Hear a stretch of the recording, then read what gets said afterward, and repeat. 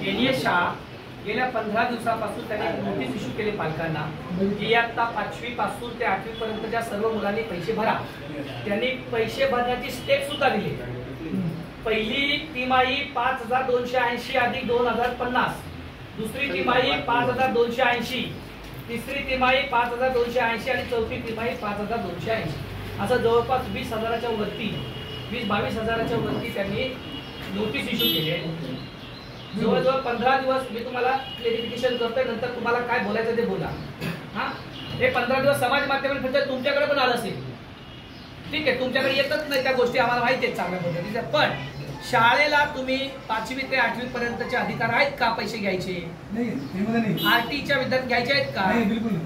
मग या पद्धतीच्या नोटीस ह्या शाळा जर इश्यू करत असतील, आज भिवंडी शहरामध्ये राईट टू एज्युकेशनचा प्रश्न एवढा मोठा आहे की सगळ्या शाळा पुस्तकाच्या नावाने पैसे घेतात, कपड्याच्या नावाने पैसे घेतात, त्याच्यानंतर कम्प्युटरच्या नावाने पैसे घेतात। मग तुमचे शिक्षण मंडळ करताय काय?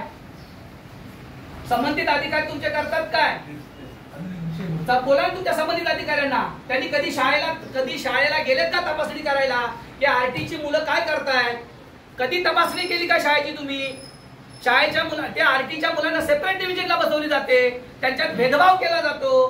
तुम्ही कधी विचारणा केली का शाळेला? काय करतात तुमचे संबंधित अधिकारी? गेल्या 10 वर्ष झाले आरटी सुरू आहे, एकदा तरी तुमच्या शिक्षण मंडळातून कोणी चौकशीला गेलं का? शाळा फी घेते, शाळा पैसे घेते, अनेक तक्रारी आम्ही तुमच्याकडे करतो, मग तुम्ही का जात नाही शाळेला तपासायला? आम्ही तक्रारी करतोय, पालकांनी जवळपास सगळ्या शाळांनी केलं। प्रश्न तक्रारीचा नाहीये, प्रश्न 10 वर्ष झाली, एकदा तरी तुम्ही आरटीच्या विद्यार्थ्यांचं झालं काय पुढे याची चौकशी केली का? अधिकारी नुसते टक्के घ्यायला बसलेत का तुमच्या शाळांकडून? मग खाजगी शाळांकडून तुमच्या अधिकारी टक्केवारी घेतात, पैसे घेतात। तुम्ही खाजगी शाळांच्या तपासणी का करत नाही? का नुसते तपासणी करण्यासाठी पैसे घेतले आले? या मुलांना तुम्ही वाऱ्यावर का सोडली? आमचा प्रश्न आहे की आरटीच्या विद्यार्थ्यांसंदर्भात शिक्षण विभागानं काय केलं?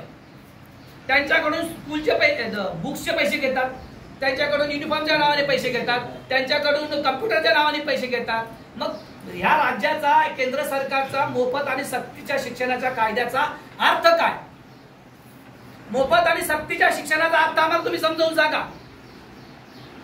तुम्ही शिक्षणाधिकारी आहात, तुम्ही आम्हाला समजून सांगा, किंवा तुमचा तो कोण हा अधिकारी असेल त्याने आम्हाला समजून सांगायचं काय अर्थ आहे याचा मोफत आणि सक्तीच्या शिक्षणाचा? सांगा ना आम्हाला। कधी गेलात का तुम्ही? एनएस शाळा किती पैसे घेते तुमच्याकडनं? बुकच्या नावाने, युनिफॉर्मच्या नावाने घेते की नाही? सगळ्या शाळा पैसे घेतात। कधी कारवाई केली तुम्ही त्याच्यावरती? तुमच्या बाजूला नाही एनएस शाळा, गेलात का कधी बघायला की बाबा या आरटीची मुलं काय करतात? या शाळेमध्ये संपूर्ण आरटीच्या मुलांची सेपरेट डिव्हिजन आहे, हा भेदभाव का केला जातो? विचारणा केली का कधी तुम्ही? अरे 10 वर्ष झाले, बरंच पत्र आपल्याकडे आलेलं आहे, आताच काय खाजगी शाळा तुम्हाला आता टेबल दिला तुम्हाला कळत नाही का? टेबल दिला म्हणून काय झालं?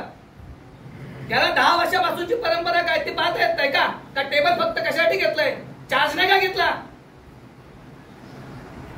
प्रत्येक पालकाचं पण आपल्याकडे पत्र आलेलं आहे, त्याच्यावर तुम्ही या शाळेवरती काय कारवाई करताय त्याचा आन्सर आम्हाला हवाय। आणि सगळ्यात महत्वाची गोष्ट अजूनही, भिवंडीत जेवढ्या खाजगी शाळा आहेत जिथे आरटीचे विद्यार्थी शिकतात, त्या शाळांचे विद्यार्थी सेपरेट बसवले जातात की एकत्रित बसवले जातात त्याची चौकशी करून रिपोर्टिंग करा। आम्ही तुम्हाला तक्रार करतो, नाहीतर मोठं आंदोलन करू आरटीच्या संदर्भात। आरटीच्या संदर्भात मोठं आंदोलन या शहरामध्ये उभं राहील, तेही तुमच्या विरोधात। खाजगी शाळांना तुम्ही सेपरेट बिनधास्त हे दिलेलं आहे।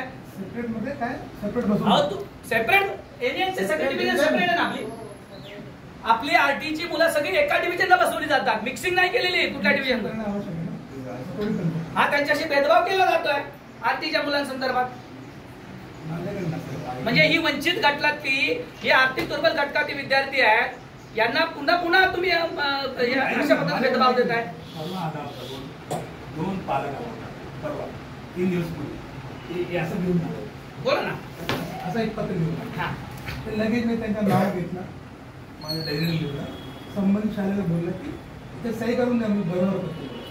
इतर सही कोणाला सांगितलं संबंधित शाळेत सही करायला? ते आपला पालकांना, मुख्याध्यापकांना दिली का तुम्हाला सही करून? दिलं नाही। नाही दिले. ऐकून ना, तुम्ही पण नोटीस काय इश्यू केली अरे नाही? इश्यू आता काल प्राप्त झाला. तुमच्याकडे जर तक्रारी पालकांनी आणल्या तर त्याच दिवशी तुम्ही तक्रार नोटीस नाही इश्यू साहेब, करायला तक्रार पाहिजे. नाही, असं फक्त आहे ना तक्रारीची कॉपी पुढे द्या. आम्ही तक्रारीची कॉपी दाखवा. जाधव म्हणून एक मिनिट काल दिला. एक मिनिट दिली की नाही? काल. मग तुम्ही का नोटीस इश्यू आमच्याकडे दिला नाही सर, काल दिला त्यांनी. डिस्पॅच केली का? हा मला प्राप्त पण झाला ना, आता मी नोटीस काढतो. हा तिकडे डिस्पॅच केले तिथे गेला. इथेच केले. हे तर कोण नव्हतं का? मग काय केलं? 10च्या तारीख हा तुमचा संबंधित तुम्ही नसा. संबंधित क्लर्क काय करतो? लगेच करायला नोटीस काढा. नोटीस काढा. नाही काय करतो संबंधित क्लर्क का? याला फक्त टक्केवारीचे पैसे घ्यायचे माहिती आहेत का? की शाळेकडून जाऊन हप्ते घ्यायचे माहिती आहेत?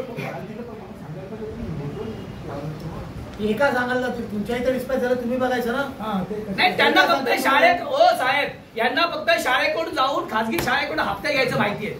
बाकी या आरटीच्या मुलांवरती अन्याय झाला किंवा काय यांना काय घेणे देणे नाही. आपण चौकशी करू. आपण जायचं. चला. अशा माणसाची बदली करून टाका ना. कशा ठेवला तुम्ही याला? त्या माणसाचा उपयोग काय? जिथे अन्याय करतोय हा आरटीच्या विद्यार्थ्यांवरती त्याच्याकडे पत्र व्यवहार करून सुद्धा तो कुठली कारवाई करत नाही. काय कामाचा आहे हा माणूस?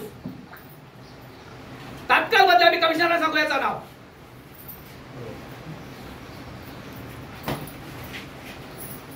एनएच्या शाळेला आजच्या नोटीस इश्यू व्हायला पाहिजे. आता करतो लगेच. हे करा. जाऊ घेऊन या. हे काय नाही. अरे आता करा लगेच, त्याला द्यायचं आपल्याला. हा तुमच्याकडे केले फोटो असं कशाला घेता? जा ना तुमच्या टेबलला आहे. ते घेऊन जा, ते घेऊन जा. मी लिहतो. थांब थांब थांब. तात्काळ करा.